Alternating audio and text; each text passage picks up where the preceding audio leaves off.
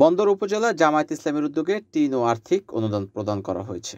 রোববার ৮ জুন সকালে পুরান বন্দর জনতা ক্লাব প্রাঙ্গণে এই অসহায় পরিবারের মাঝে টিন উপহার ও এক অসহায় বৃদ্ধের মাঝে আর্থিক অনুদান প্রদান করা হয়।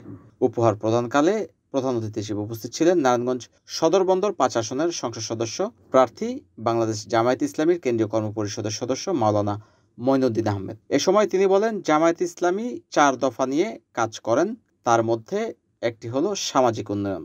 এই কাজটি সংগঠনের শুরু থেকেই করে আসছে জামায়াত ইসলামী। ক্ষমতায় যেতে না পারলেও এই কাজ চলমান থাকবে বলে তিনি জানান। অসহায়দের মাঝে আর্থিক অনুদান ও টিন উপহার প্রদান অনুষ্ঠানে এ সময় আরও উপস্থিত ছিলেন অ্যাডভোকেট তাওফিকুল ইসলাম দীপুর সঞ্চালনায় বন্দর ইউনিয়ন জামায়াতের সভাপতি আব্দুল করিমের সভাপতিত্বে আরও উপস্থিত ছিলেন সহসভাপতি আলহাজ জানে আলম, জামায়াত নেতা কাজী জাহিদুল ইসলাম সহ আরও অনেক নেতৃবৃন্দরা।